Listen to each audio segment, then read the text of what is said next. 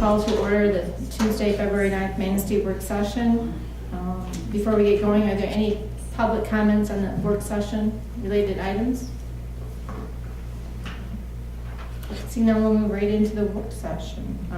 First up is a discussion on downtown trees. And I know Jeff Rowe is here to answer any questions. This was, I think, brought up by some council members as far as where we were at with trees in the downtown. Mr. Rowe, can you please give us an update? Thank you. Good evening, Mayor Kenny, rest of council and staff.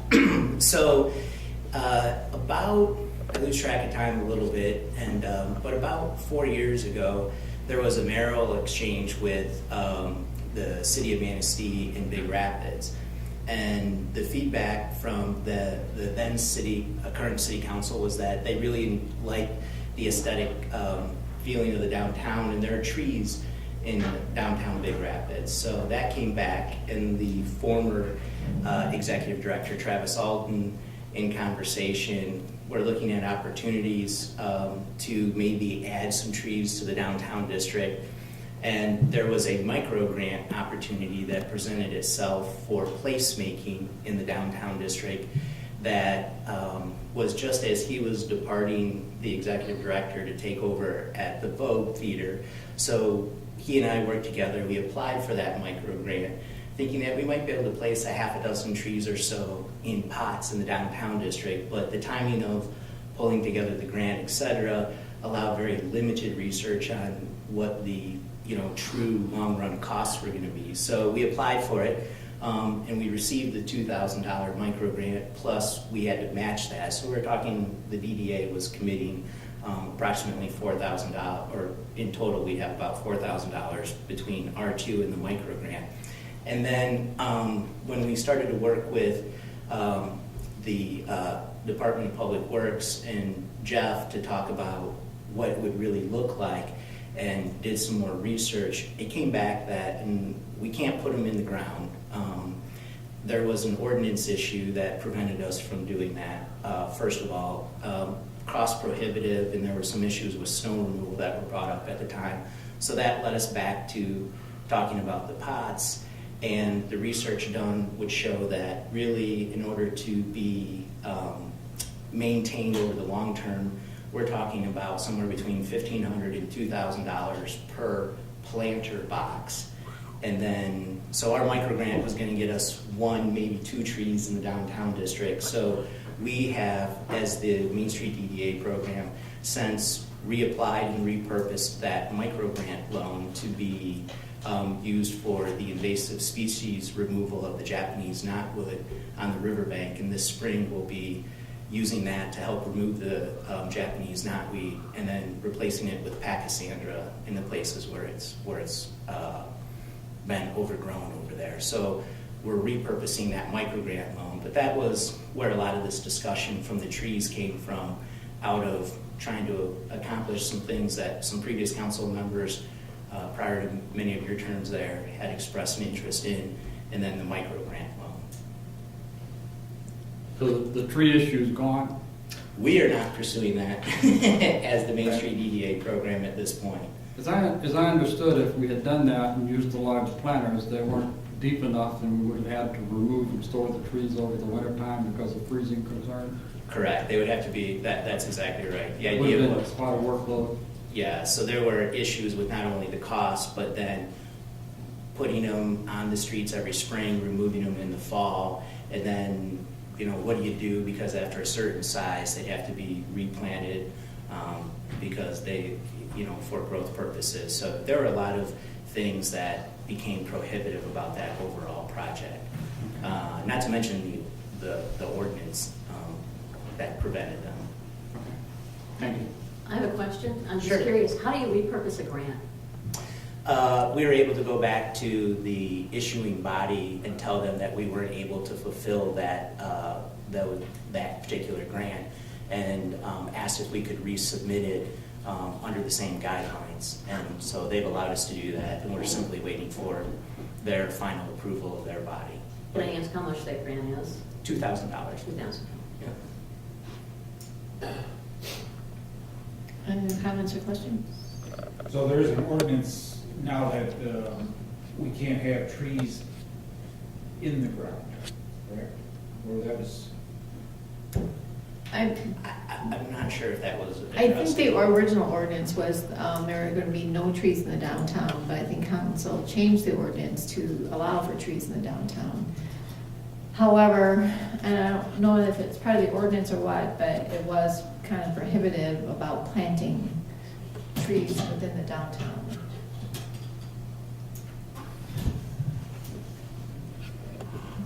And there was some concerns by the DPW too, as far as the roots of these trees. You can't let them get so big, and then you got the cost of replanting them. And then with the pots, it was the snow plowing issue, the some parking issues. things so you like have that. damage moving those back and forth, you're gonna be enough. Right. I thought that putting trees in the ground, cutting out sections of the sidewalks would enhance our downtown. Because right now, it is kind of bland. I believe And there's still an it's nice ordinance. to have some green to soften the downtown. I think what the DDA does with the flower pots down there does really brighten it up. There's been a lot of comments, I know, when we had done Mayor's Exchange in the past, and different visitors have really commented on the quality of the flowers that are downtown. I think that does, I understand where you're coming from, but I do think the flowers that they do put down there helps in that respect. Oh, they do, there's no doubt. And looking at communities around us, north, south, not west, of course, but they have trees in their downtown, and it does bring a certain ambiance to the downtown. Summer with leaves, Christmas time you can decorate them with lights. If you see the TV 9 and 10 weather cams of downtown Traverse City, you have the lights down there. It brings a lot. I think it enhances the downtown. Did we explore any other areas to see what success they have or didn't have? Great question, and the short answer is we did not, because we were working with limited funds at that time, Roger, so we did not explore. What comes to mind right now is I'm visualizing Scottville. Mhm. Scottville downtown, they had that nice little picnic area with a tree planted in the sidewalk, and it's kind of cool. Yep. So there's going to be an opportunity for us, I think, both as the Main Street DDA program and as council, to have some more of these in-depth discussions about what might make sense as we potentially look over the next year or two to come back and renew or revise our TIF plan. And I think these are opportunities because we're making the bond payments on the previous streetscape. So if it's something that council and the community thinks would enhance the downtown, I certainly think we would entertain, that sort of project under a new TIF plan, and that could provide some of the necessary funds in order to make the improvements in the downtown district. But that's, I think, a nice segue to a conversation that we can all have as time moves forward to make sure that we're on the same page and focusing on the same long-term goals. I think sometimes when work is big, then it's kind of convenient to do it. And what comes to mind is, as we talk about River Park and the North Channel Outlet and extending streetscape on that section, could be a good opportunity to look at putting a couple of trees in there that could be permanent and kind of add to the atmosphere. Right. I would agree. I think that's a great opportunity to look at something like that. That's something I'd like to see, not dropped, but just tabled until the time is right, maybe next year. So. Any more questions or comments for Jeff? Can't think of any. Thanks, Jeff. Thank you. Next, discussion on fireworks. I know various council members have brought that up. Because currently our ordinance allows for quite a large use of time for fireworks. I think just about every day, except between certain hours during the night. There's been some complaints, and I know certain council members wanted to bring this up and discuss this again. And I don't know if there's been some changes at the state level too.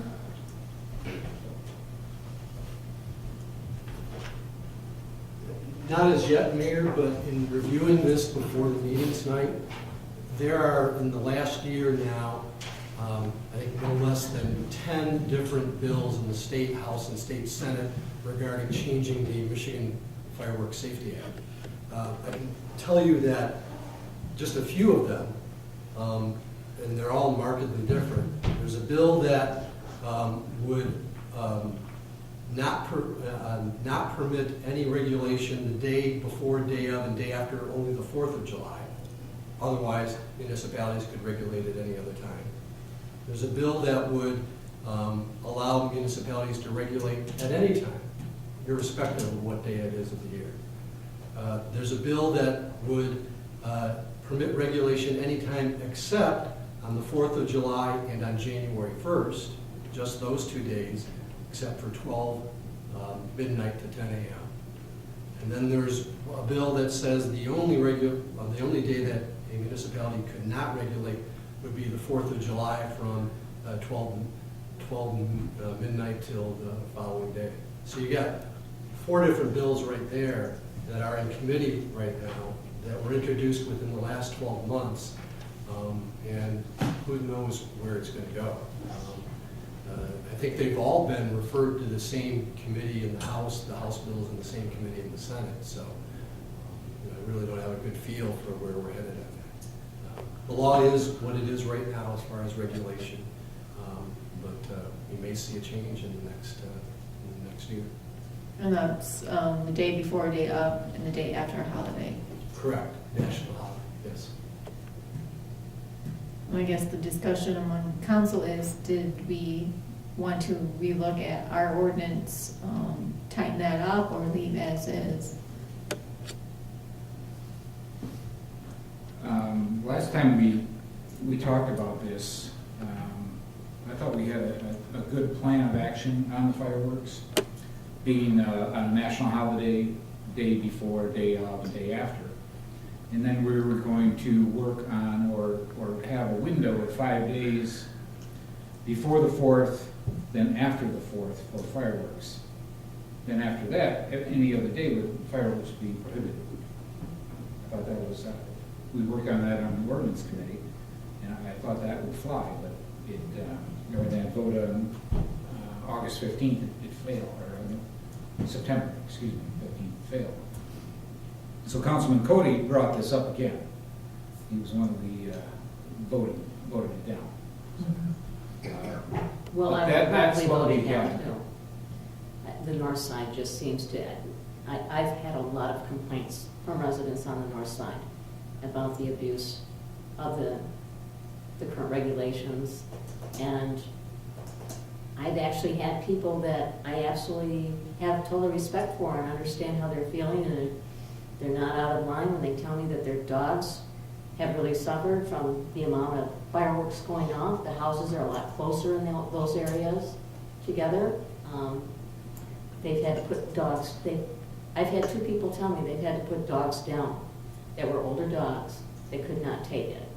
Now, come on, I can sit there in my house and I can hear them all over. They're violating the hours. We need to have a stricter policy on this. I think 5 days before and 5 days after is way too much time. That's my opinion. I think you have to look at what's enforceable, what's reasonable. And I know Councilman Zelinski asked for some information, and I don't want to steal his information, but 2014, 2015, there have been absolutely no citations. There have been warnings issued. You get about 2 complaints a month that the police respond to.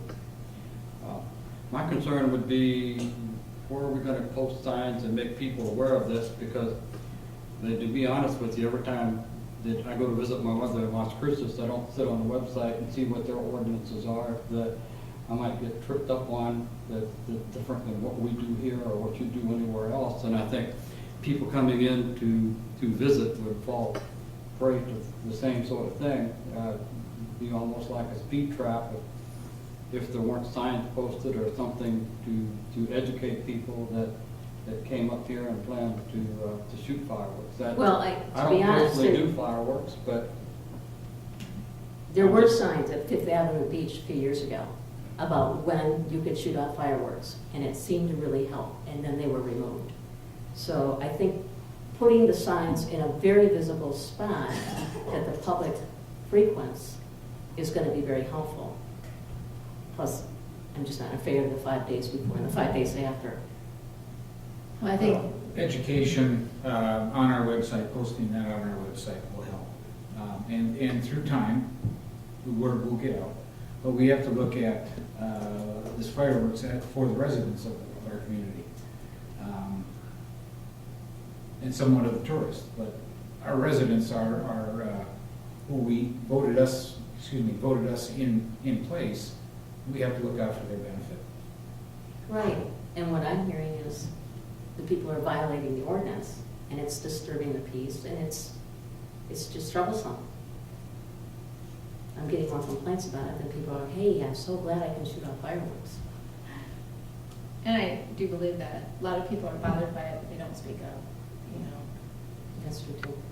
And as far as coming out of town and knowing the ordinance, I mean, the state allows it in every community the day before. That should be almost common knowledge. But from community to community, it could be different. So if somebody wants to set up fireworks in any community, they should be looking into what's allowed and not allowed in that community. Well, what is wrong with that? I kind of think that it's a great idea to put signs at the beaches where people frequent, I had to let a, us know what the rules are. I had a person tell me that when they put them down Fifth Street, there was no problem. They didn't do that last year, and they had problems. But, my personal opinion, I think state law is good enough. I think we have to follow that. That works for me right now, pending a bunch of changes that could happen. The question before council is, currently we allow it just every day, except for certain hours. And Do we want to, does the majority of council want to move forward and change that to what the state standard is, which is just the day before, the day of, and the day after?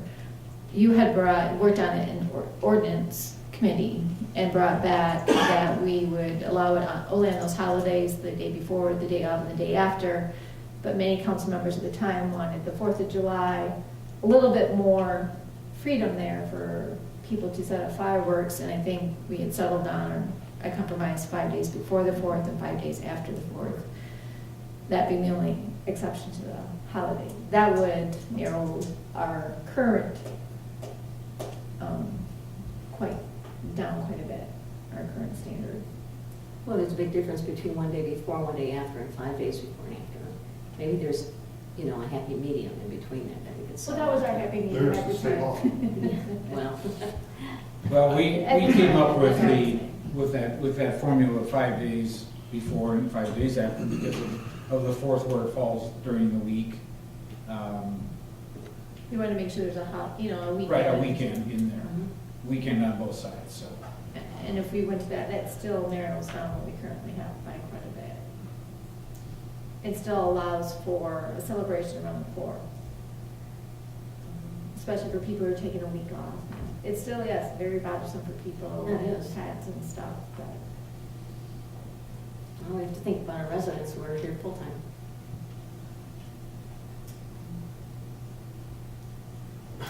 My opinion is it's fine as it is. I look at the amount of complaints we've gotten over the last 2 years, and I would bet 98% of those come in the week around 4th of July, and we don't see the complaints year-round.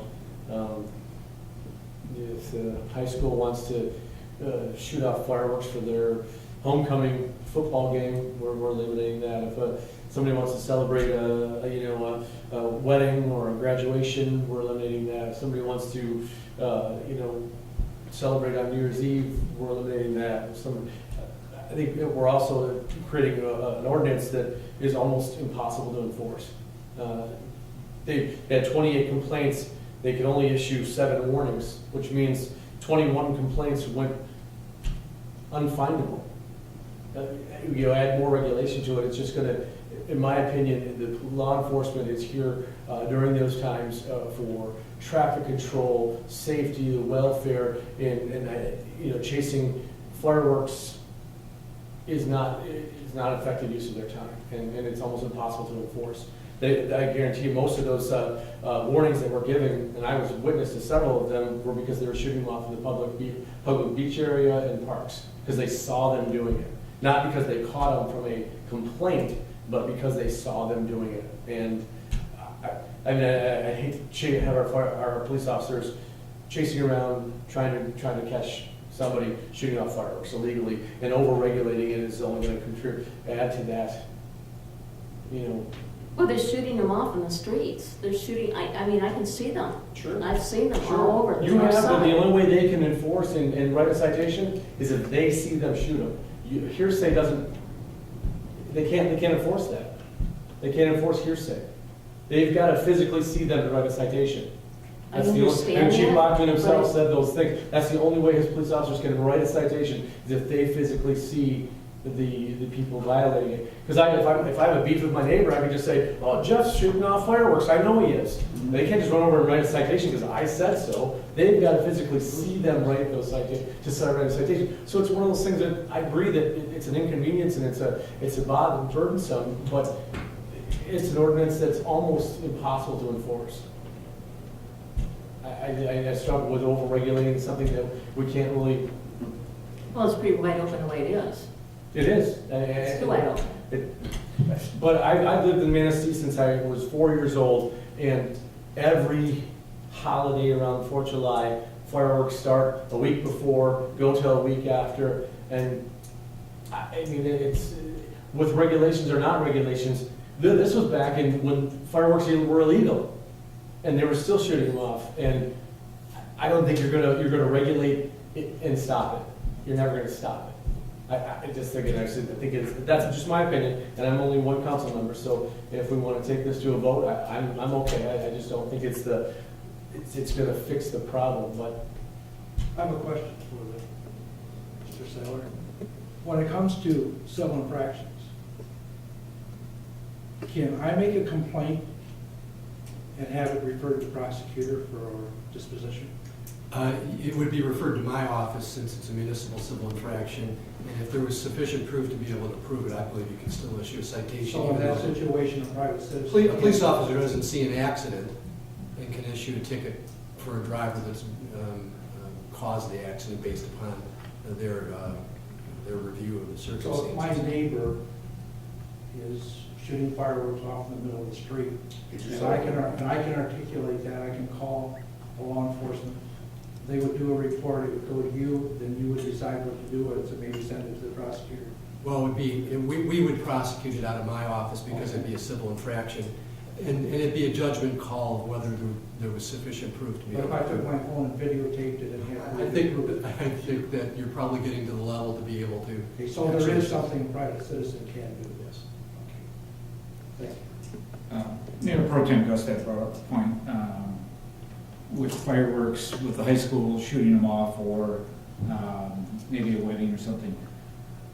Now, that is a special use. The high school could not, because that's on school property and that's not permitted under by state law. Okay, for homecoming, For any activity on their property, you could not shoot fireworks. okay.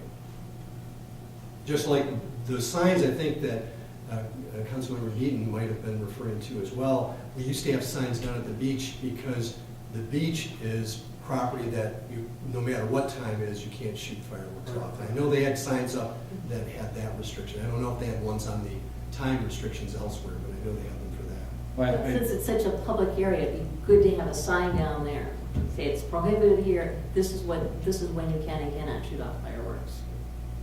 Yeah, which actually down there is no time. I understand that, but Could I ask one other thing? On the high schools, now, I know Catholic and Manistee High has shot off fireworks for the homecoming, and just like downtown.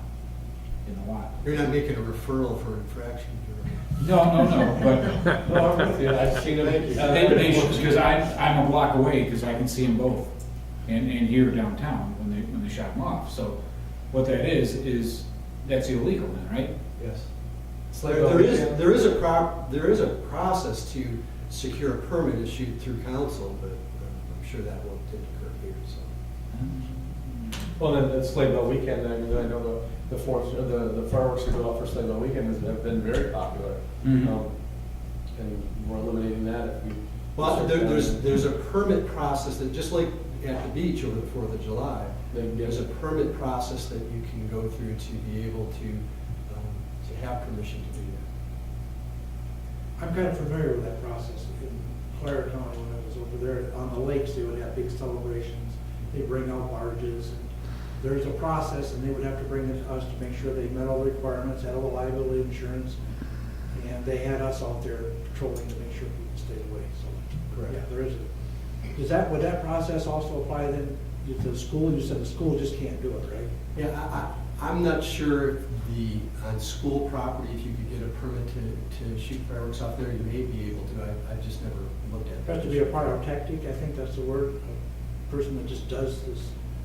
Well, yeah, there's those License. certain License fireworks, versus- there's certainly those fireworks, and now we're talking about the consumer fireworks as well.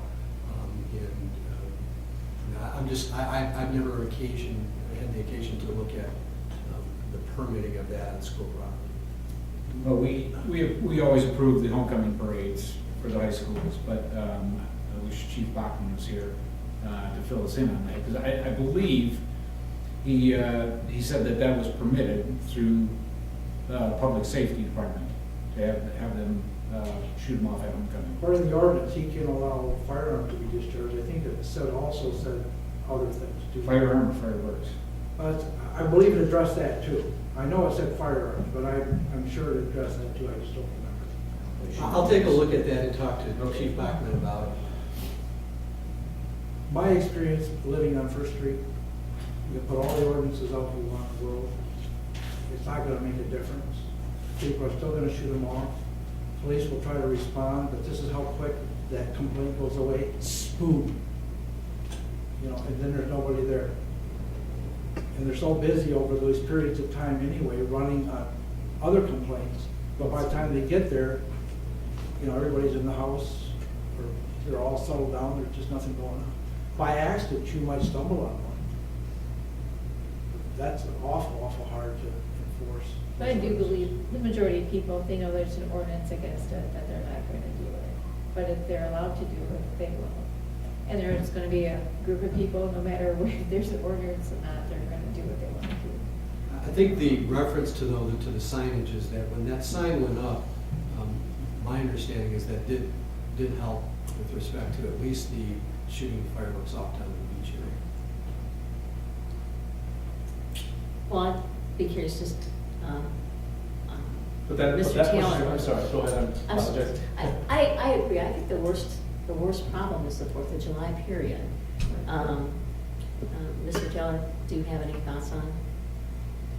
Every community I've been in, fireworks have been a problem. You can't please everybody. And various communities, the last community I was in, they limited it to the state law. And they had options for permits for commercial fireworks. But my experience as a law enforcement officer, it's hard to catch people shooting fireworks. It's just difficult, nature of the beast. George, didn't you say one of the proposed laws was to not be able to restrict state law? One of the proposals is to remove all restrictions on municipalities being able to regulate, meaning that you could outlaw fireworks all the time. Altogether, okay? Yes.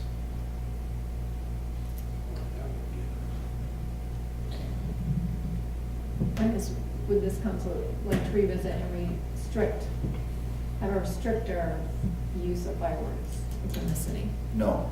I would. Yes. No. Yes. State law, did nothing. That's what we're talking about. That's what we're I following. think we have. So you want to revisit or you don't want to revisit?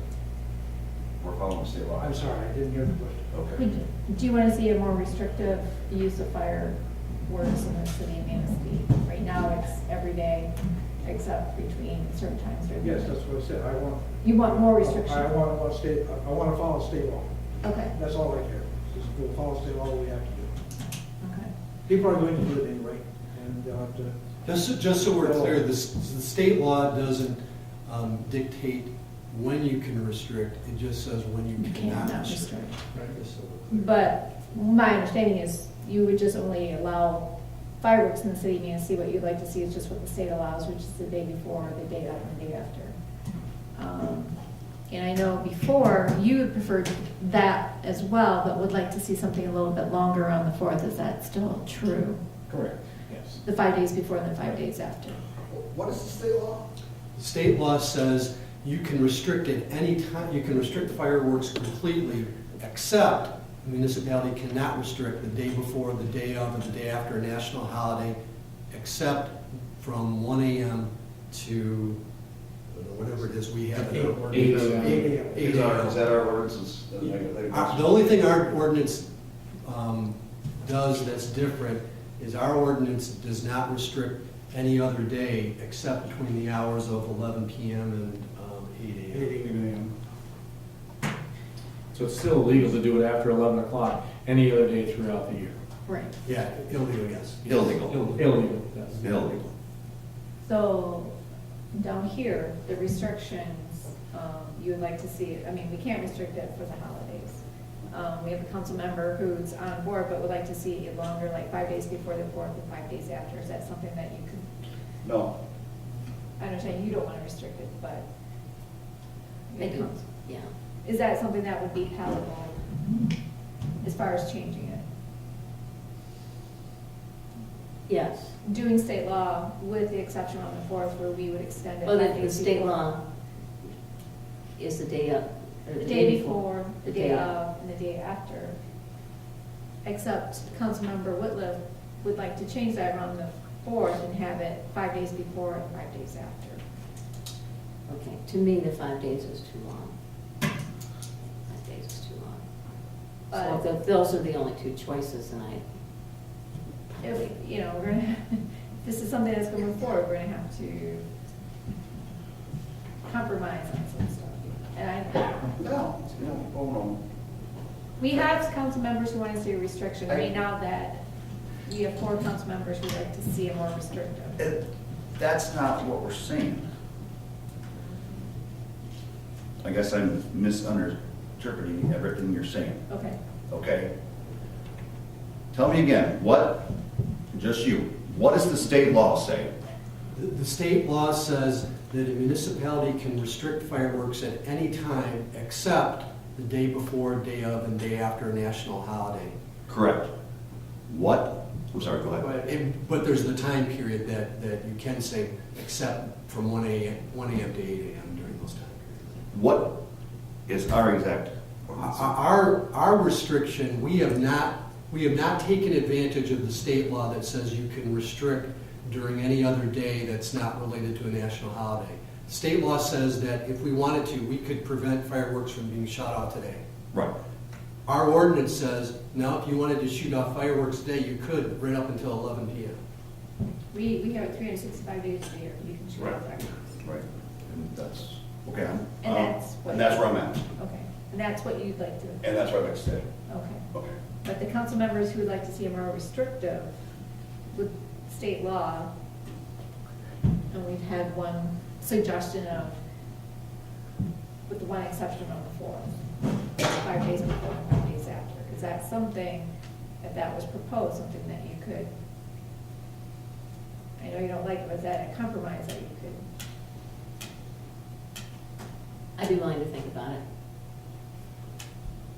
But this is, you know, a work session. I You know. What I'd like to do is, if this is what the majority of the council would like to see, get something put in motion. Yeah, I was disappointed when it failed in September. Councilmember Zelinski, is that something that you would look at as far as restrictions or what? So you're saying that it'd be state law and add the days around the 4th Correct, 5 days before, and 5 days not after. all year long. No, yeah. I can live with that. But I'd still like to make a push for the signage.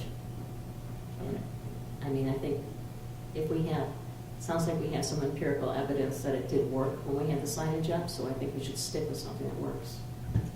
Or that is helpful, let me put it that way. Do we want to see this come to a vote before council, before 4th of July comes, to get this moving? I guess there's a majority on council who'd like to see a more restrictive ordinance concerning the fireworks. Do you want alternative language then presented to council for your review, or do you want it? I think I understood what the mayor was indicating, which was we removed the restriction, we removed the authorization, if you will, to shoot off fireworks any day except related to a national holiday. And on the national holidays, stick with the day before, day of, and day after, the exception being the 4th of July, which would be 5 days before, the day of, and 5 days after. Again, still with the restriction that from 1 a.m. to 8 a.m. on those days, no consumer fireworks would be allowed. I understood that, is that Correct. the language that we're looking at? Yes. Yes. Can put that together and have it available. Yes. We'll put the city manager on Great, thank you. All right, next is a discussion on the strategic plan update process, and Ms. Tamara Bushwinka. Buzwinka. Sorry. That's okay. Good evening, everyone. My name is Tamara Buzwinka, and from the Alliance for Economic Success. And I was looking back through my records, and I noticed that I was here last year talking about the same thing on February 10th. So it's kind of like we're back here again at it. So we got the strategic plan. You guys have updated it pretty regularly every year. Last year we took a little break. Did a little bit of work though, including a survey that we ran through the public, and those results were tabulated and presented to you. But then, you know, we took the rest of the year off, and here we are starting fresh. But let me explain back to you what I have heard. I know Betsy and John Equangeli were here about a month ago to give some options on how to proceed. So I wasn't here, so let me explain back to you what I heard, just to make sure I understood. What we're going to do is look at the strategic plan as it is today, do a review of the goals and the strategies, try to figure out what we accomplished, if what's remaining still resonates, develop a list of key priorities to look at through 2016, which may not be, you know, all of the goals and strategies, but just a key set of priorities. These priorities would be ones that Thad would take and really utilize as his direction, and then we would develop some performance measures so that we could look to make sure that the dial is moving to achieve some of those priorities within just this one calendar year, or maybe fiscal year. I don't know how you guys want to work it. So that's what I heard from my partners at AES. Is that correct? Is that what your understanding is? I think so. Okay. The little twist that I wasn't quite sure about is the need, perhaps, for looking at the strategic plan in total. And maybe looking at the end of 2016, starting a process where we run a really great, robust public input, stakeholder input, kind of starting fresh and kind of doing it all over again, like you did when you first did it a number of years ago. And I think that we can judge, or you guys can judge, if you want to do that process. By the time we get through this cursory review, and so I kind of plant that in your brains that when we're done with this review, let's really look to see if we're on mark or if we need to go back and kind of do a whole new strategic planning process that includes all of the elements of strategic planning. Kind of a little bit of an advice there maybe, but let's see how it runs. So you're with me on that? So this is how work sessions run. You guys sit there and then, you know, I stand here. I've done a lot of strategic planning, lots of master planning, lots of rec planning, and I always love sitting around a table and rolling up our sleeves. Would you guys ever mind doing that to do the process? One of the reasons why I love doing that is because it's, I don't know if I can stand this long. It can be cumbersome, but we can give it a go if, I know we have another strategic planning process scheduled at the end of February? Isn't it the 24th? So let's see what we might need to, we can roll up our sleeves. But if you guys would like to start today, I'd be really happy to do that. Or we can wait to the work session, the next work session to focus solely on the strategic plan. I did give, I don't know if you have copies in front of you, but I printed them out. One of these. These? Oh no, I wasted all these papers. Oh, wait a minute. Yeah. Nope, I've got You it. can give it to the audience. That's a good idea. You guys wanna, yeah? There you go. No, you have one in your back pocket. Got one more. Oh, of course. Well, and I'm glad I made all these copies. That worked out well. Thank you. If council wants to set up tables, we have them right here. Well, I do like that, but we could, so you don't have to get If up. you don't want to stand, or Michelle's seat is available, feel free to have a seat over there. Well, would you mind if I did something really weird?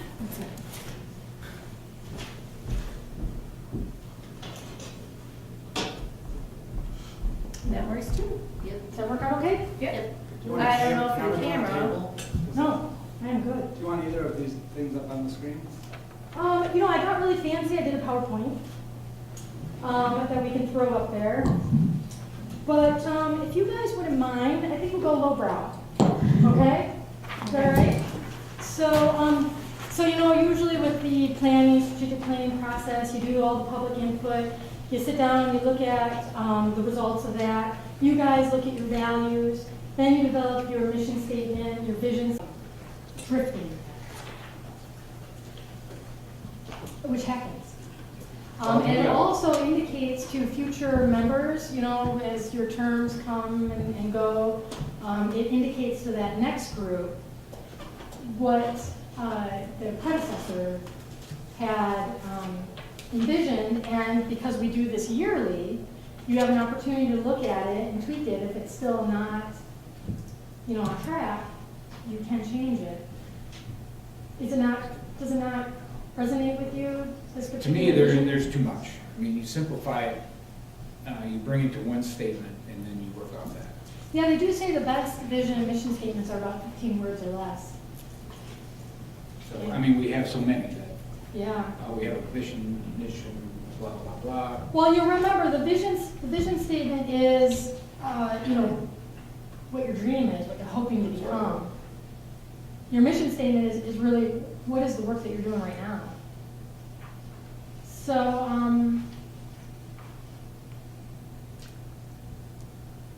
your vision statement could be just city whose prosperous past continues into the future. It could be something like that.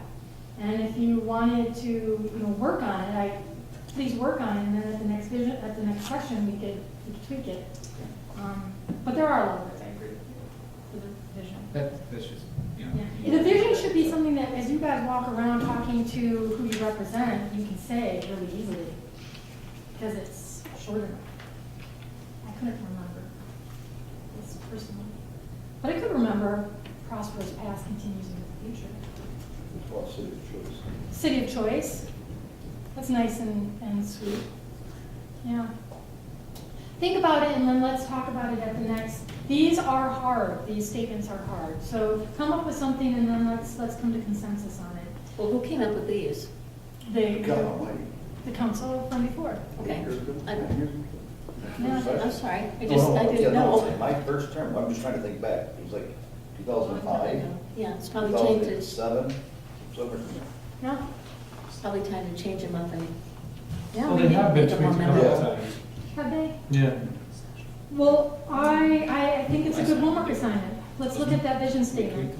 And the mission statement, how does that resonate with you? To competitively position the city of Manistee as the community of choice and destination for residents and families, businesses, industry, and tourists. Just reiterates.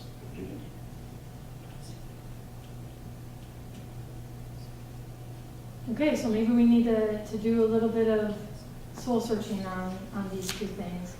And only you guys can come up with the verbiage for it. I can help you if you give me a whole bunch of words. I can put them together, you know, and help with the way it flows. But I need you guys to provide the framework for it. The purpose of the Manistee City Council is to provide direction for, this is your purpose, to provide direction for the community on behalf of its citizens. The council will achieve this through exemplary leadership and by being accessible and approachable for all, holding policy, ensuring financial stability, and providing citizens with safety, economic opportunity, and a better quality of life.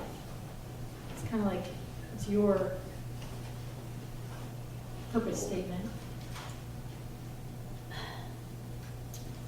Think about those when you're That's creating something them. that we should probably think about rewording too, because I see it as the opposite. I see that we work for the community to help achieve the citizens' goals, not the way this is written.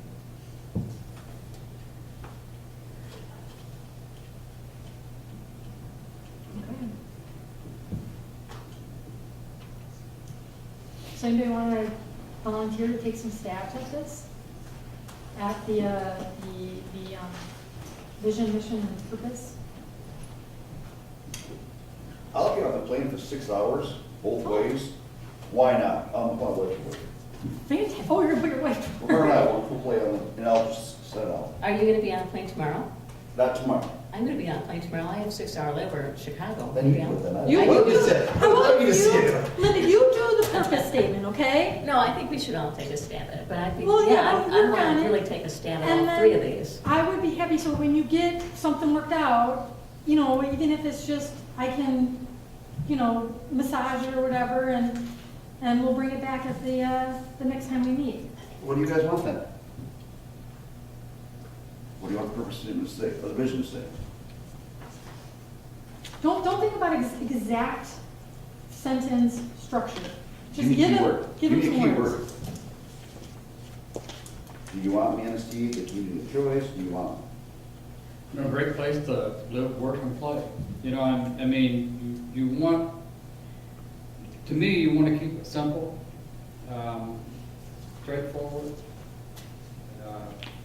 Doesn't have to be a paragraph long. Yep.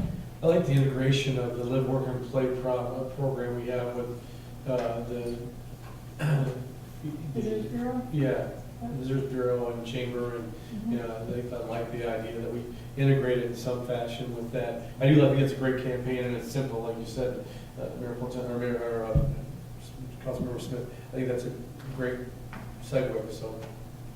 I think, you know, when you start talking community of choice to people, people look at you like you're crazy. You know, we want to have a great place here for retirees, for young people, for. Well, it sounds like they got it then, Manistee. A great place to live, work, and play. I mean, that's, All right. see, I told you I could. You take yours. Well, that was pretty impressive. All right.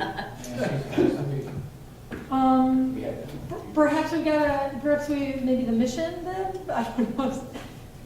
Okay. Just give me some fillers. I mean, I have no problem doing this. So, you know, it's sort of what we must do to achieve our vision, our mission statement. How, you know, what are we gonna do there?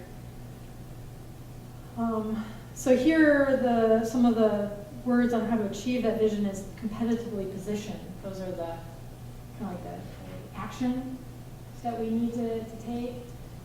Mission is really an action. No? I like the mission statement. I Okay. really do. I know maybe too long, but I like it. It's our goal.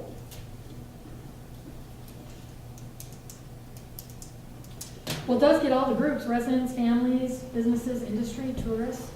I think that was the It makes- purpose. yeah. Mhm. To group, to include all those and keep all of them as a focus. Mine. Before it went industry, businesses, and families, last year we put families first, right, remember? Yeah. All right, then how about you guys as a group think about if the mission is on target? What I'm hearing from at least a couple of you is that it is. So give it some thought. Looks like you don't have work to do it on your 6-hour flight, so sorry. Okay, I don't mind. Let's look at the values real quick. I can't imagine that these would have changed too much.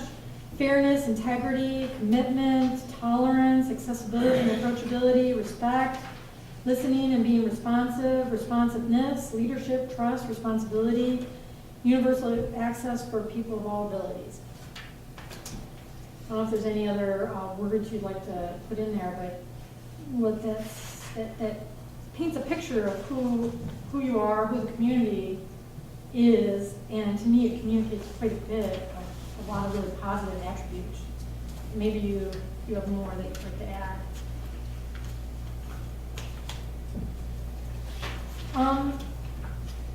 So think about that. Let's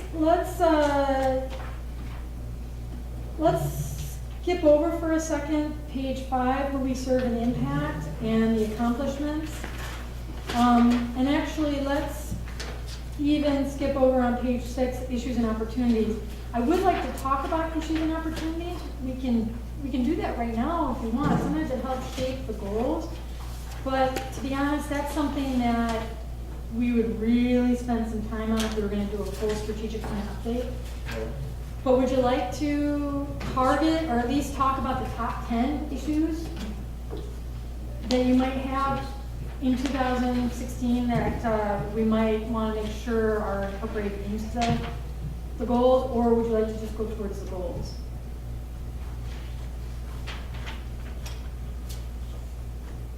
You lost me back there. I'm sorry. Can you catch me, bring me back up to speed?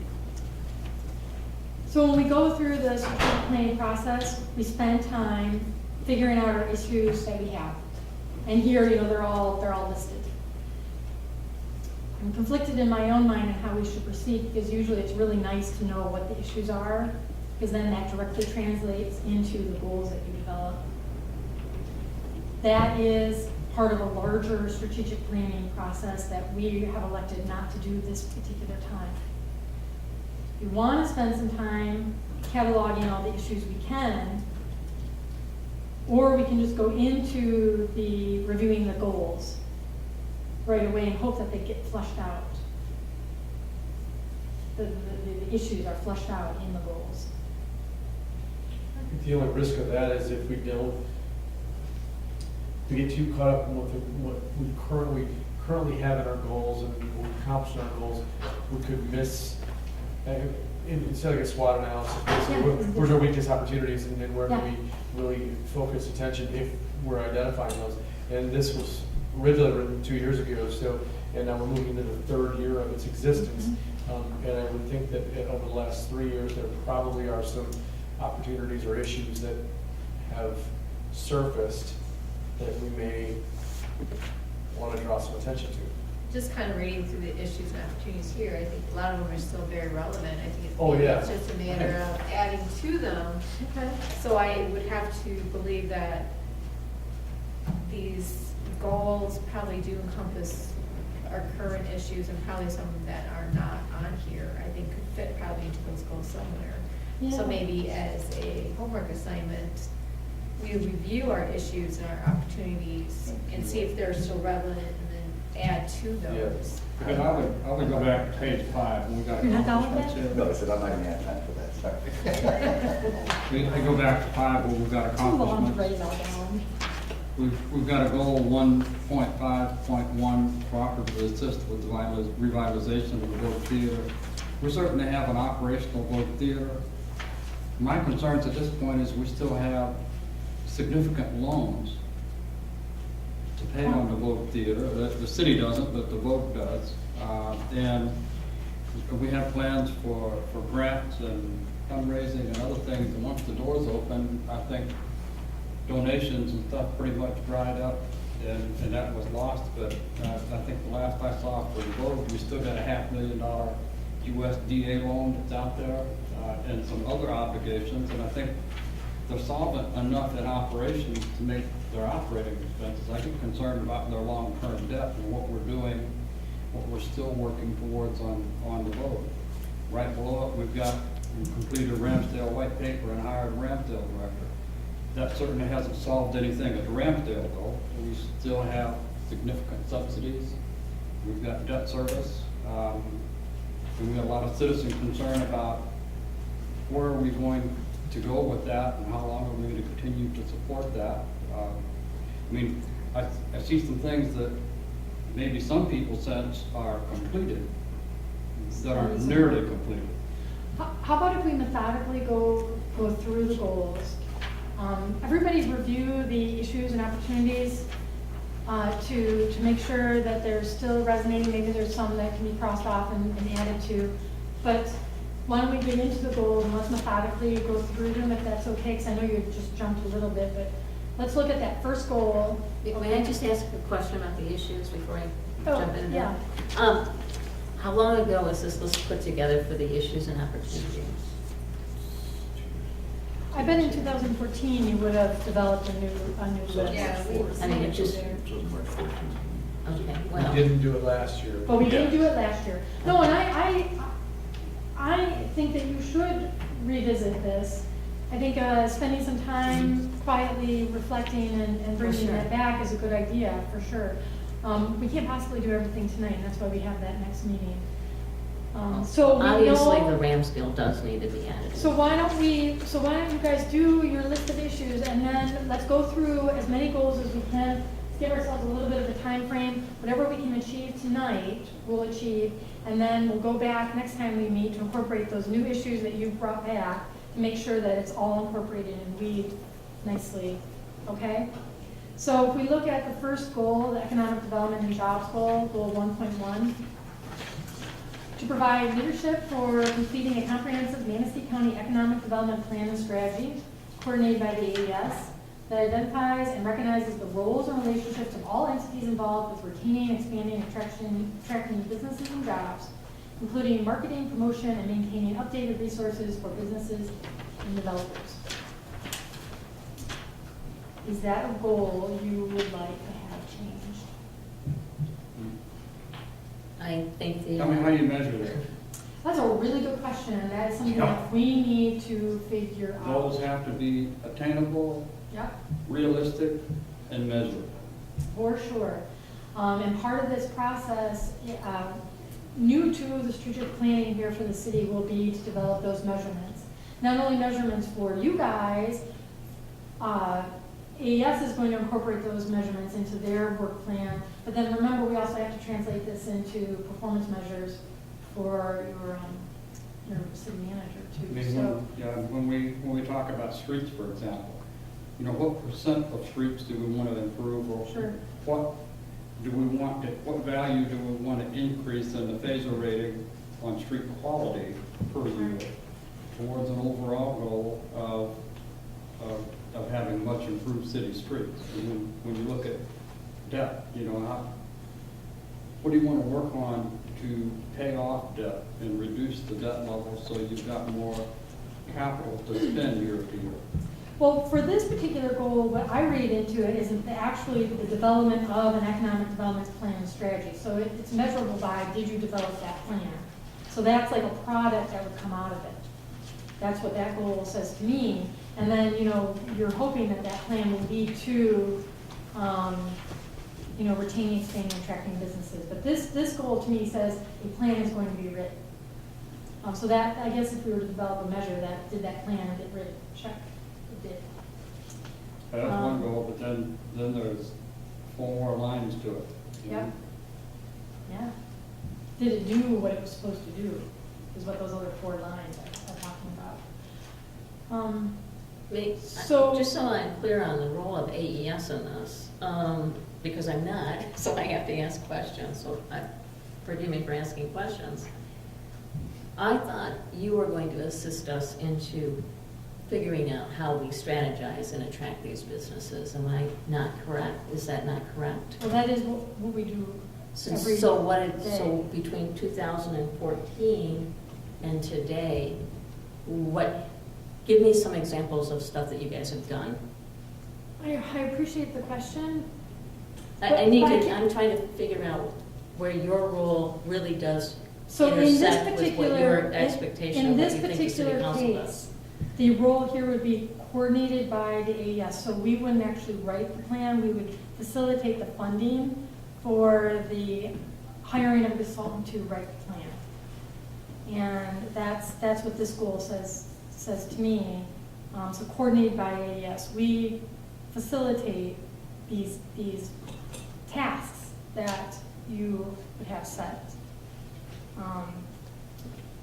The county recognized that there was a need for a Manistee countywide economic development plan. This goal is that we as a city would provide leadership to help facilitate getting that plan done. And that's why you have identifying and recognizing roles and relationship of all entities involved with retaining and expanding. So it's not just the city of Manistee, it's the whole county, because that's what this plan was for.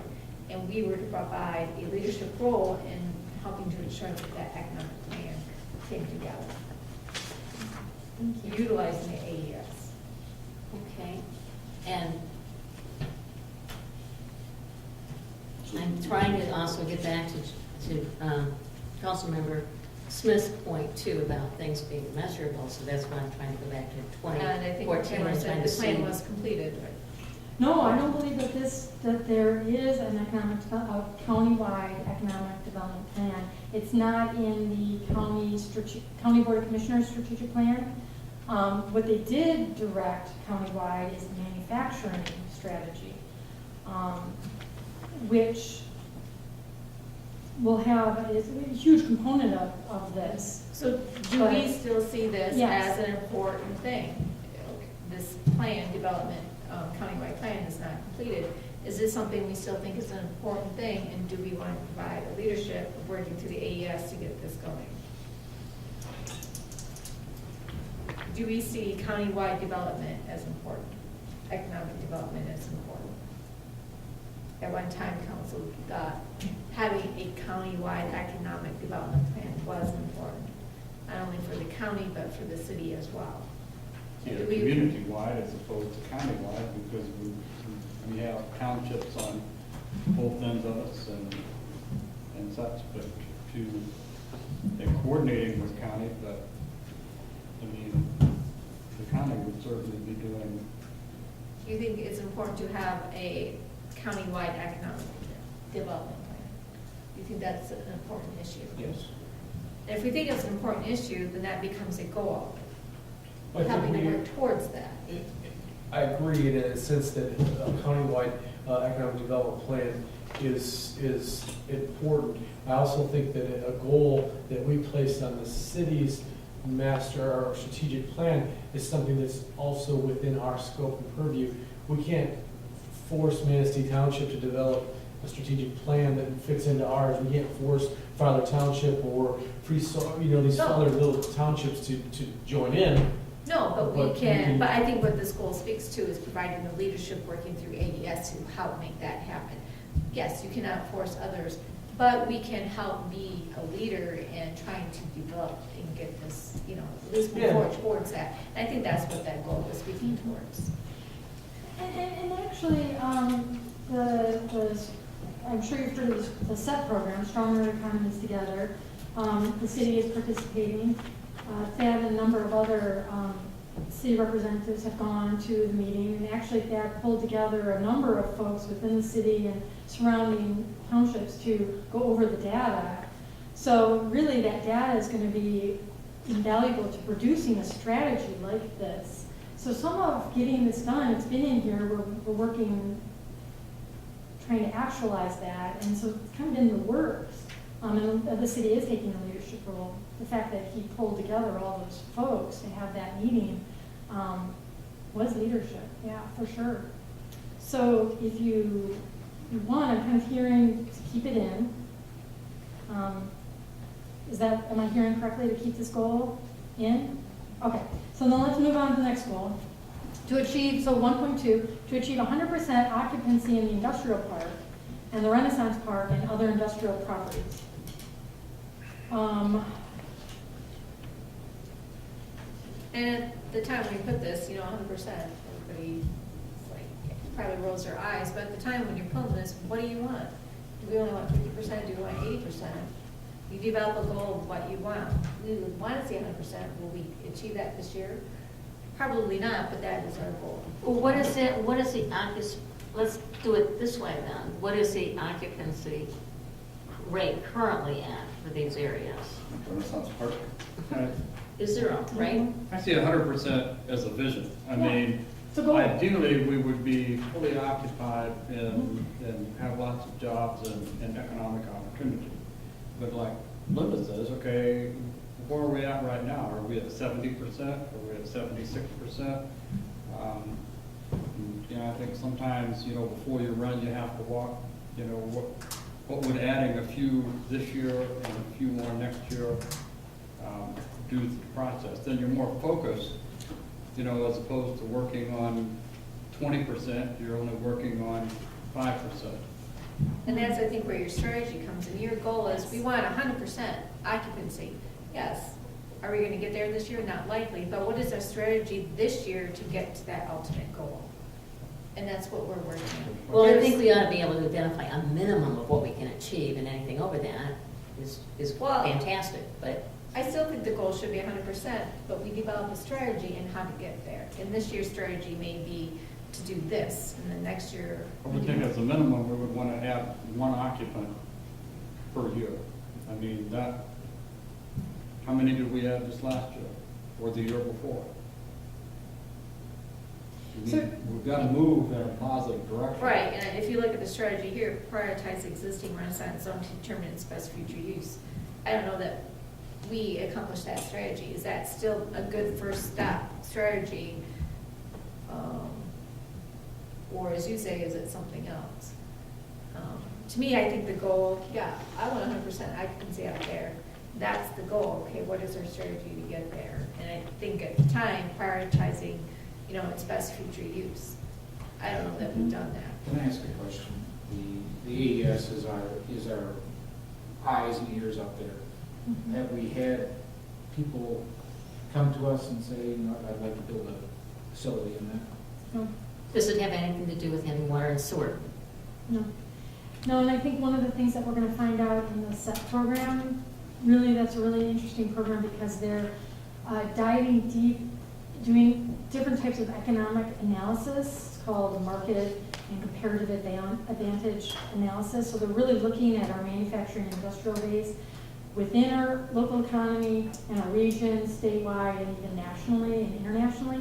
And then through those numbers, you can look at where there are connections, where there are gaps, which industries are supportable, which ones are not, which ones are fledgling. If we just put a little bit more resources, will really bloom. And so we haven't gotten to really understand exactly which ones are the most, the ones that we really should be focused on. We haven't gotten there just yet in that process.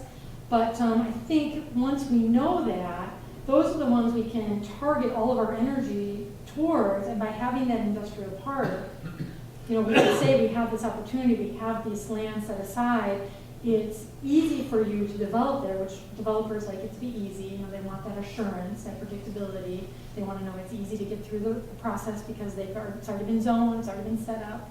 So the industrial park is really an important thing to have, and it's great that the city has it.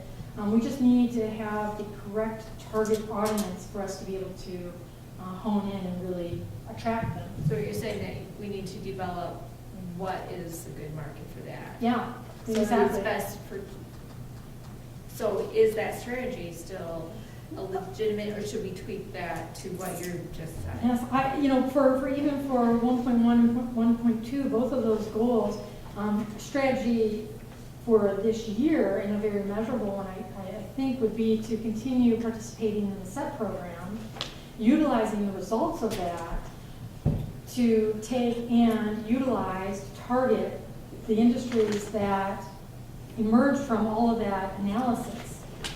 This is Purdue University is actually doing this analysis. This is some really high-level functioning thinkers at our disposal. So let's utilize the results of that target our efforts. So yeah, I think if I were you, I would look at a strategy that talked about continuing to participate in the SET program, utilizing the results, and being proactive at following the recommendations of that program. Let me ask another follow-up to that question. With a company that would come in here, come to Manistee and talk to you, talk to your office, and maybe decide not to relocate here, do we have any feel of why that happened? Why that happens?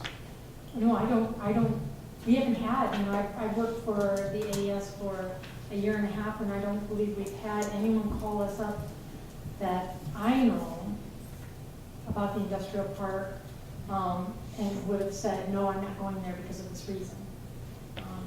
So perhaps I'm not the right person to be asking that question to.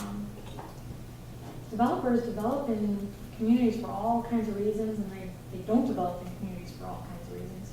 I do know, and I can tell you with assurance, that we're not entirely sure who to be actively and proactively targeting our message to, and that's going to come out of this SET program, and that's why we're doing it. So I'm really looking forward to when that, sometime in April, when that's done, and hopefully sharing all those results with you so that we can be really targeted. So if it were me and I'd look at that strategy, I don't know if I'd keep that strategy, but I would add the strategy to continue looking at the SET program and utilizing the results of it in your decision making on who you're going to focus your time and energy and money towards. Then get back to like the goal you suggested, looking at who that target audience is and reaching out to so many a year at that. Well, yeah, I mean, we look at what success or lack of success we've had in the last several years, and as pointed out, do we go back and find out if someone chose to locate somewhere else, why they made that choice? What there wasn't about us that didn't make us competitive and attractive? What do we need to do to move that needle on the other side so people start looking at us and developing here as opposed to other communities? And What do we lack? maybe a strategy would be to do that type of surveying, to work with the zoning department to kind of do an enter and exit kind of survey on why people chose not to. Yeah, that should have been in effect, in my estimation anyway, a while ago.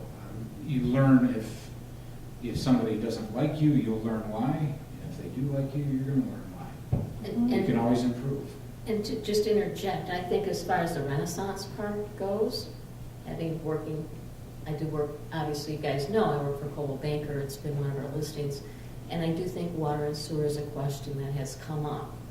So that could be part of the reason, perhaps.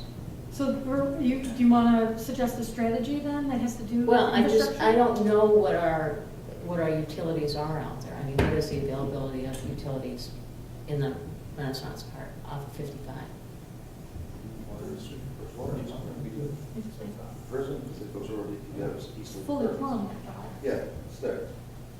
Three-phase power, water, sewer. Got everything? No, it's not developed, so connecting to the Okay. city water and sewer still needs to be done. And so maybe that's an issue where, as part of our strategy, we can look and see what kind of a good package we can put together to attract somebody. I mean, the MEDC has. Okay, that's a great strategy. MEDC has, data on businesses locating and relocating and moving into the state and reasons why and reasons not. And I think, but it's all based on, feasibility and location and getting resources there. And again, there's a million different reasons why, that have nothing to do with things we can change.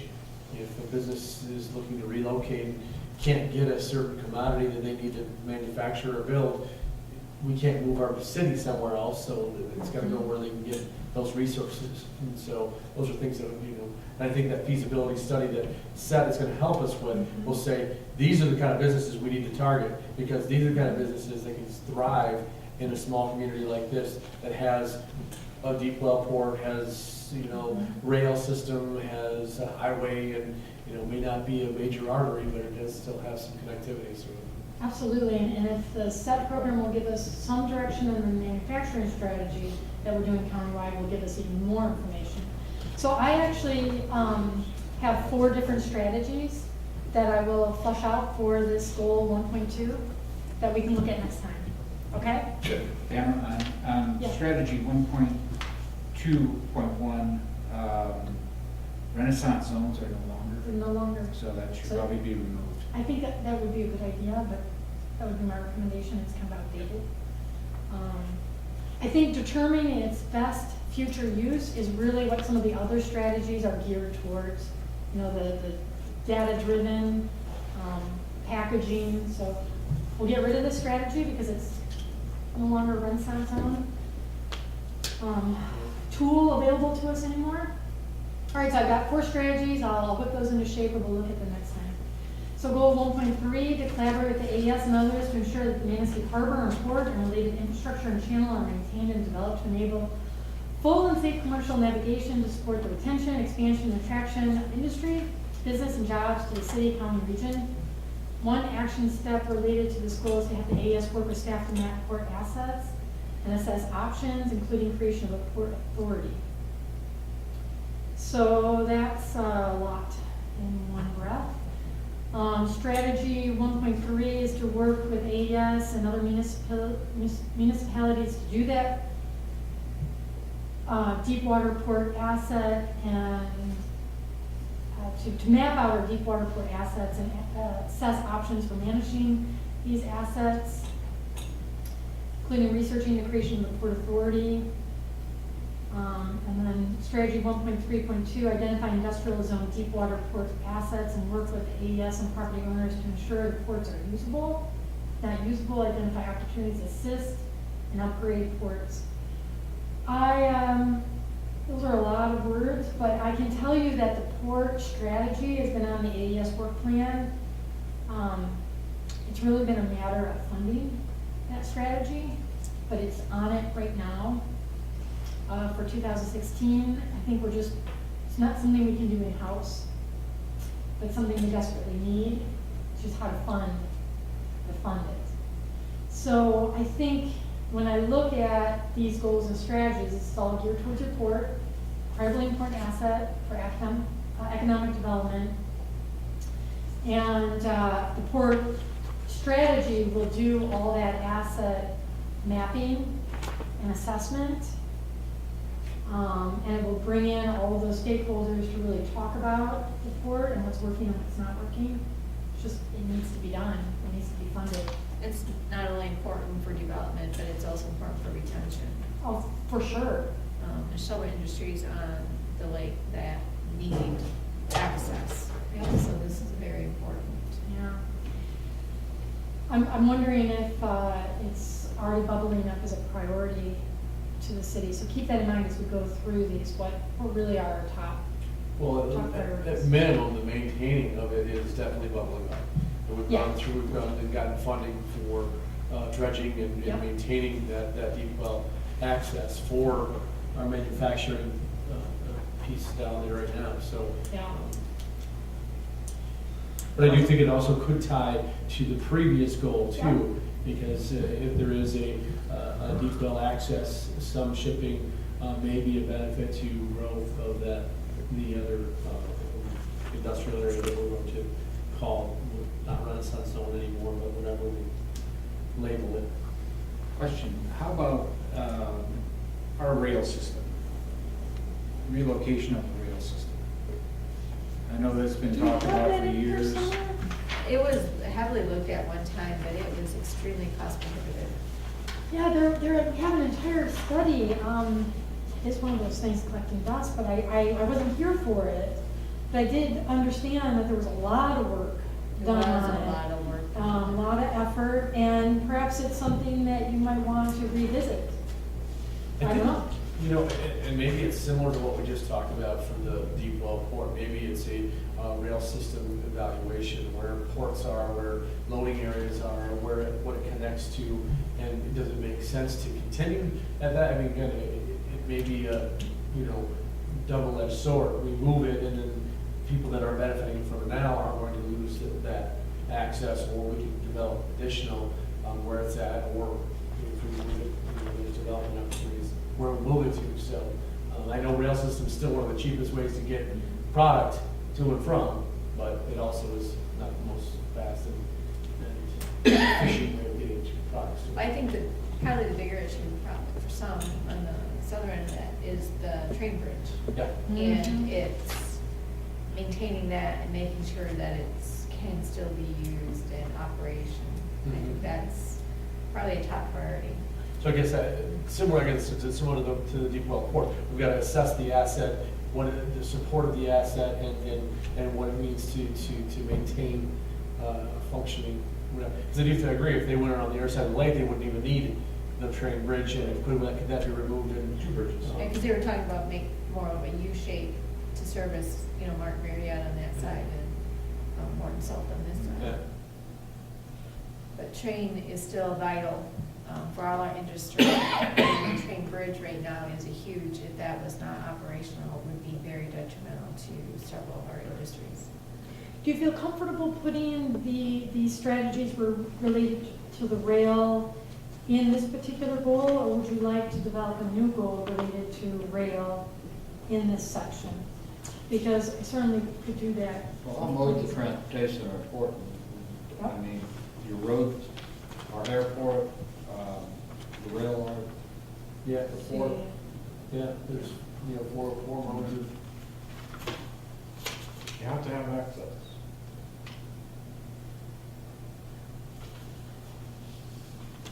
I'm looking and I'm seeing, I don't think we have a section that has to do with, well, city infrastructure. I don't know if that deals with modes of transportation, but we could, if you, I look at infrastructure being more the yeah, me too. connectivity within the city. I don't think there is a I don't particular goal that is targeting the rail system. Oh, transportation maybe at all. So we have 6 areas of focus. Maybe we need that 7th area of focus that has to do with modes of transportation. And that's where some of your goals about roads would fall, and I can't imagine us not talking about that in the course of this strategic plan update. So, okay, I'm going to make a 7th area of focus that has to do with modes of transportation. That's okay with you guys? Okay, Can I start riding my horses? all right. And so then that's where I will put the goal dealing with rail, and then we've got 2 strategies that we just fleshed out. Tamara, can I back up just for a second? No. The modes of transportation. Think of connectivity too, though. You know, wireless. You know, because the world is becoming more connectivity, not only from a physical standpoint, Right. but from a wireless standpoint or an internet standpoint, and where does that house in some of those? Well, you know, it's interesting because if you talk to some of my partners, they lump a lot of that just in infrastructure. Yeah. When I think of infrastructure, I only think of sewer and I think of water. Sewer. Right, so the very traditional definition of infrastructure, and maybe that's because my brain hasn't gotten out of a box. Because I think inside, part of infrastructure obviously is our communication. So I don't know if you want to put it in. I think it needs a place, because I do think, you know, there's a project in Mason County that was evaluating bringing in a data center, a data warehouse center, and it was going to have about 250 jobs and a significant impact on the community. And one of it was connectivity from an high broadband and connectivity. So. Yeah, I could almost see that under the economic development. It could be, yeah, it might be. You could. Almost You like really your modes of transportation, because if you start getting a lot of different areas, is that more detrimental to your strategic plan than having, say, a fewer number and then Okay. looking, I don't know. I don't know either, maybe during the course of our discussions, if we find that we we have more to add into transportation, we'll keep it, but otherwise, I'm perfectly comfortable if you are keeping it under economic development. Yeah, I'm good, I just think we just need to make sure it's something that Focus on. we're kind of throwing some spaghetti in the wall right now. So, but it seems yeah, like we are it's- throwing spaghetti. So, Yeah, Okay. again, I see where your point as far as going back and looking at your issues and Yeah, trying it to drives. But yeah, we can put that down as an issue and kind of keep it with the economic development, then as things Okay. progress, maybe it does become its own, fit somewhere else better. I gotta make a note so I'll remember that. Okay. So we'll add transportation into economic development section, no problem. So goal number 1.4, to engage the AES and the Chamber of Commerce to continue to work with local businesses and industry to identify training and education needs, and then to work with the K through 12 schools and other educational institutions to address those needs.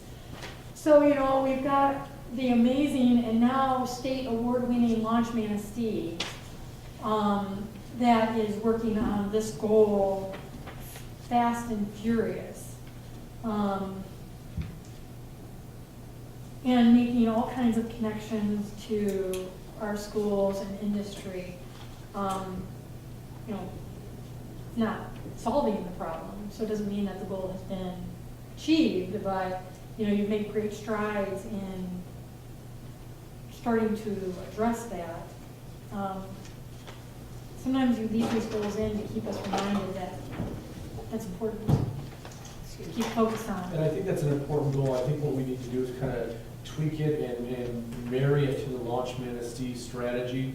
Because I think when we support AES and we support things that are going on within, you know, that area, it's good to make sure that there's still a piece that talks about exactly that. So, you know, I don't know how because really Launch Manistee is not a city-run function.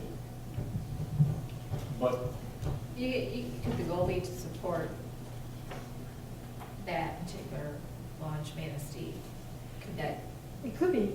You know what, if you wouldn't mind, I'm gonna grab Mary Ann and ask her to help me write this goal, because if we wanna kind of tie it into her efforts, she's gonna know where there are those gaps, to know where the city How can this- still maintain some leadership, you know, to push this along, but where what she's already doing is coming to fruition. So if you don't mind, I will work with Mary Ann to kind of work on this particular goal, and maybe she's got some strategies even that would be appropriate, that you guys could take some leadership on. yeah, and maybe it's, you know, because I know we talked a little bit before about creating things like mentorship programs or things that we could provide at city council, even if it's a, you know, a junior council system that would help encourage that type of development that we could have more control on. Yeah, And that would be pieces that would reinforce our goals and our vision to, you know, that we wrote earlier, so. yeah, I like that, Mitch. I always like involving kids as much as possible, for sure. Okay, so I'll work with Mary Ann on this, and we'll get back and we'll look at it. We don't have any Yeah. strategies anyway, so let's see what we can flesh out. So goal 1.5, to focus on the revitalization of downtown, partnering with the Main Street Downtown Development Authority, the Chamber, and AES to achieve an energized, thriving downtown community. So I don't know if you want to change that particular goal, but you've got a strategy, support plans and new ideas to deliver small businesses, services, and bring people to Manastee's downtown. Well, when you talk about downtown, if you ignore the historic commission and the museum, you miss two big players in the process of someone developing and following a blueprint to opening a successful business. Coordination of all the parties concerned is very, very important. I mean, you can have someone sell you a storefront downtown and have the greatest plan, and then you find out, oh my God, it's gonna cost me 3 times as much to fix things on the front of the store because of the historic requirements than I thought I would. Or you run into other things. they had a particular paint scheme in mind. Now they go to the museum and find out they can't use those colors. You can't paint the bricks if they're not painted already. I mean, there's certain rules that have to be followed, and you have to involve all the players in that process to develop something. I know the DDA's worked on those type of plans. Here's what, if you're gonna start a business, here's some of the steps, here's what you need to do. So maybe working that into this particular goal. I think one good example of what we can do to help with the DDA revitalization and things like that, or similar to the zoning we passed for if a business invests $75,000 into their establishment, we work with them on a liquor license that would allow that additional liquor license down there. And that's some things we can kind of control. The EDA kind of has, and I agree with you, the historical district kind of has a lot of guides, rules and guidelines. So what do we have control over to support the revitalization down there? And zoning is one of those areas that we have some control on. So what can we do to continue to support that? And I think maybe it's more integration with what they're trying to accomplish down there and how they're trying to accomplish, and then what could we do to support those? Well, and I think with the TIF coming up for renewal, I think we need to have a goal in there. If we really want to support the downtown and develop the businesses, that means are we supporting the DDA and the renewal of the TIF? And is that a goal? Or a strategy. Yeah, Support the you're right. TIF renewal. So I think that one needs some more work. You know, working with the DDA and coming up with a very mutual agreement for it. Yeah, and not working, because again, I've been serving in council now for over 3 years, and I don't feel there's an integrated approach to the revitalization of downtown with this body and then that body. And I don't think it's any purpose or any fault of one body or the other, but I don't think we've ever collectively sat down and said, what are we doing collectively to work on that revitalization? And I think there was been some talks, but what we can do here to support that development and that, in that relationship. I think there's a lot of different models out there. We have a DDA director program right now, and communities increasingly are going to a volunteer program as opposed to a single director and having committees run things. So do we have the right model? You know, Well, I can tell you, sitting on the DDA, volunteerism to run those programs is very hard and very difficult. So do we have the right model? And so maybe a strategy, and it could even be a strategy for this year, all things considered, evaluating that model and taking some time, we have a little bit of time right now, to evaluate that model to see. What is that our call? Well, or a strategy for revitalization. I'm thinking it's a specific action item, a specific strategy. Short term, really. You're thinking maybe that's a goal though? Well, Well, the goal is to have a revitalized downtown. How do you go about doing that? Let's look Yes. at, right. Yeah. So let's Yeah. look at, is it the right model? Or do we have I like how you said, an integrated approach to collectively achieve the Yeah. revitalization? Are we working together? So those are two strategies.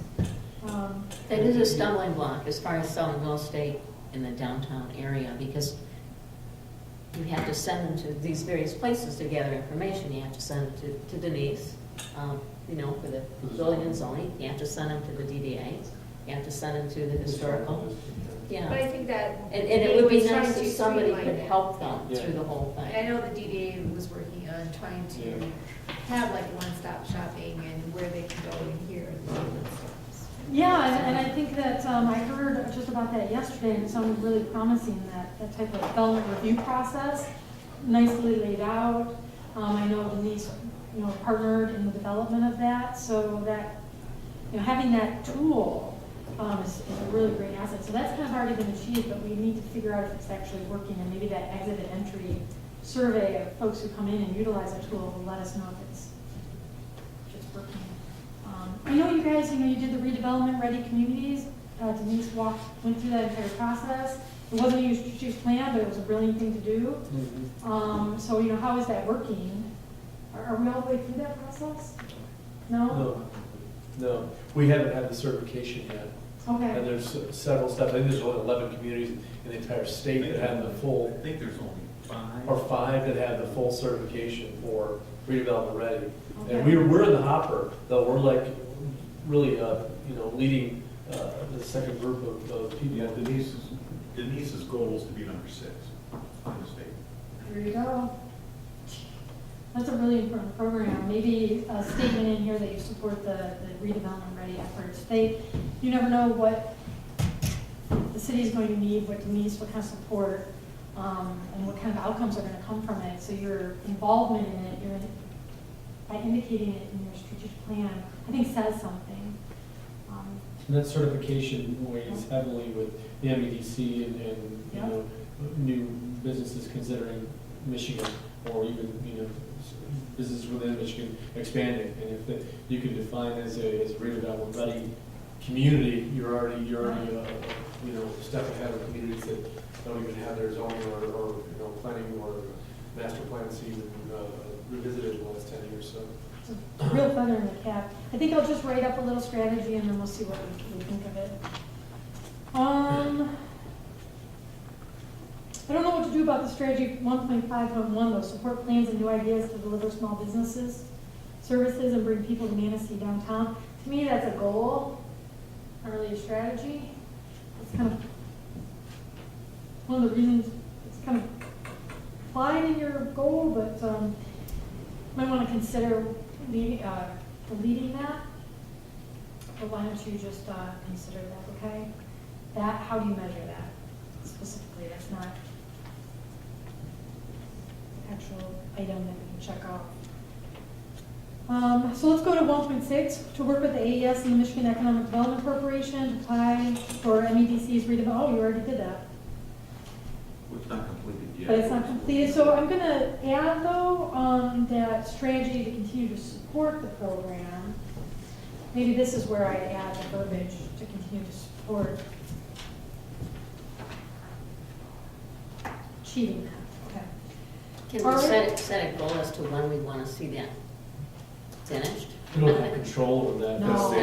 It's all based on their evaluation. Whatever Denise can, knowing Denise, she's got all Oh, the yeah. paperwork she can submit. Then they've got to come out and verify it, they've got to come out, so there's some How much all of our unpredictable. ideas. Well, there always is, but have we turned in everything, do we have everything turned in that we need to turn in, I guess? Or is that already been done, we're just waiting for the state? Is that what I'm hearing from you?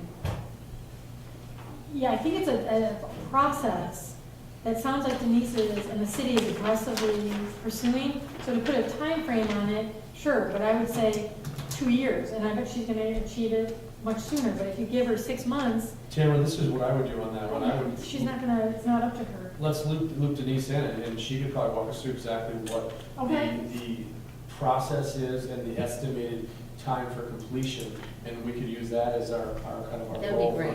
Okay, I just that's- like to see a target date. Yeah. Okay, I will do that, that's a great idea.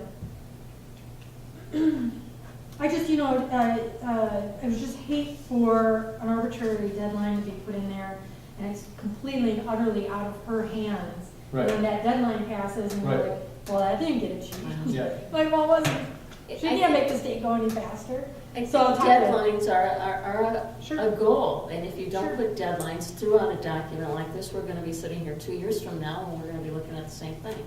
Yeah. So we and- need to have some deadlines, and Okay. That that's is how I fair. feel about it, but So, that's our economic development and jobs. Let's see, where are we at? Shall we endeavor to move forward, or want to go into city infrastructure and facilities? Can you stomach it? I think given the weather tonight, and I think we have a special session set up on the 24th, where we're starting at 6 o'clock, that maybe we can start looking at this and you can bring the ideas maybe a little bit quicker. But you see how it goes. It's cumbersome and it's hard. So, thanks for hanging in there with me tonight. So, wait, but Okay. before we adjourn, let's assign some specific goals. You look at the issues and opportunities, Okay. and jot those down. What we see is either current still, and then we look at the remaining goals Okay. that are part of what we have on this document, and then we do the issues, opportunities, generate new goals if we need to, prioritize those, and then we'll relook at what we have here and eliminate, delete, or adjust as accordingly.